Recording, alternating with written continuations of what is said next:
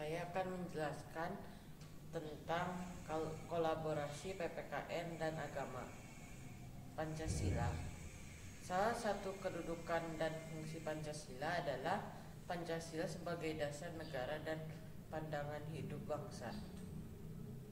Pancasila sebagai dasar negara berarti Pancasila dijadikan dasar dalam penyelenggaraan negara. Hal ini juga dapat dilihat dalam pembukaan UUD 1945 alinea keempat. Pancasila sebagai pandangan hidup bangsa berarti Pancasila dijadikan pedoman dalam bertingkah laku dalam kehidupan bermasyarakat, berbangsa, dan bernegara. Arti penting Pancasila berarti dasar negara dan pandangan hidup adalah sebagai sarana pemersatu bangsa dan negara yang memberikan arah dan tujuan, sekaligus menjadi pendorong dalam upaya pencatatan tujuan negara. Pancasila juga sebagai pedoman untuk mengatasi berbagai pertentangan dan ketegangan sosial. Sekarang marilah kita lihat contoh pengamalan Pancasila sebagai dasar negara dan pandangan hidup bangsa dalam kehidupan sehari-hari menurut ciri khas dan karakteristiknya. Ketuhanan Yang Maha Esa. Kami satu keluarga selalu beribadah bersama-sama. Kami beribadah menurut agama dan kepercayaan kami sekeluarga. Dan kami tidak memaksakan agama kami kepada orang lain. Yang kedua, kemanusiaan yang adil dan beradab. Contohnya adalah saya membantu adik ketika dia kesulitan dalam mengerjakan tugas. Ini nggak ngerti maksudnya apa? Oh, itu gampang. Nih, caranya itu kalau luas itu sisi kali sisi. Kalau keliling itu 4 dikali sisi. Coba kamu deh. Makasih kok, saya sudah mengerti. Oke. Persatuan Indonesia.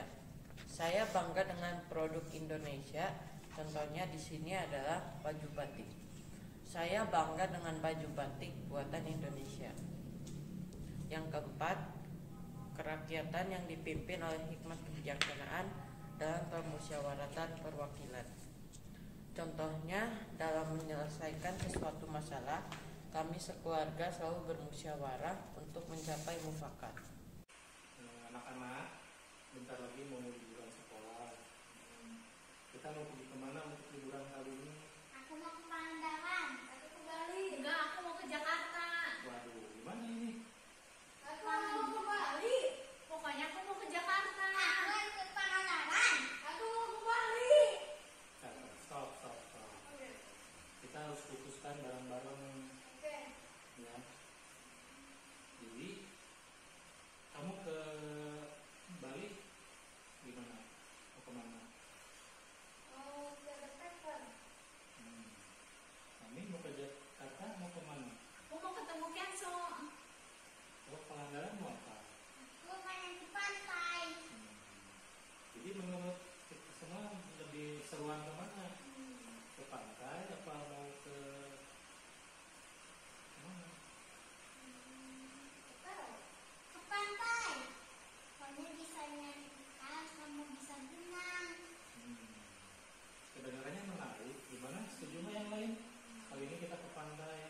Ya, bolehlah saya mah. Ya, kita ikut. Ya, nanti lain kali kita ke tempat yang lain ya. Oke. Jadi setuju untuk liburan kali ini kita ke Pangandaran ya? Ya. Oke. Keadilan sosial bagi seluruh rakyat Indonesia. Saya sebagai generasi penerus bangsa menerapkan hidup hemat, salah satunya dengan rajin menabung demi masa depan rakyat. Dari contoh pengamalan Pancasila tersebut, pandangan dasar yang paling primer adalah ketuhanan yang Maha Esa. Maka sekarang saatnya kita juga mempelajari tentang Yesus yang sungguh Allah dan sungguh manusia sebagai pedoman dalam kehidupan beragama kita. Yesus adalah manusia tetapi sekaligus Allah. Dari kata tersebut kita dapat melihat bahwa Yesus memiliki dua dimensi, yaitu dimensi kemanusiaan dan dimensi kealahan. Manusia diciptakan menurut gambar dan rupa Allah sendiri. Maka dalam diri manusia juga terkandung dua dimensi, kemanusiaan dan kealahan. Dimensi kemanusiaan dan dimensi kealahan merupakan satu kesatuan yang utuh.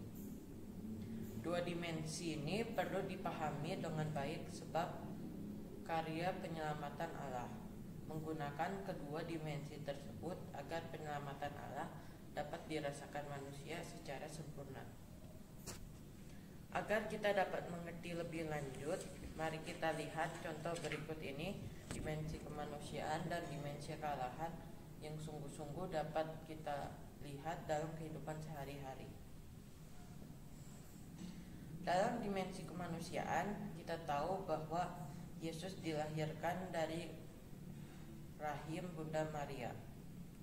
Sama seperti kita manusia yang dilahirkan oleh ibu kita.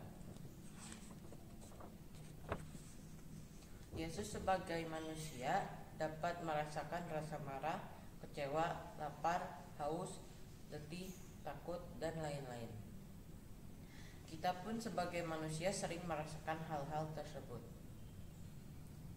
Sedangkan dalam dimensi kealahan Yesus yang dapat kita lihat dalam kehidupan sehari-hari adalah saling mengasihi.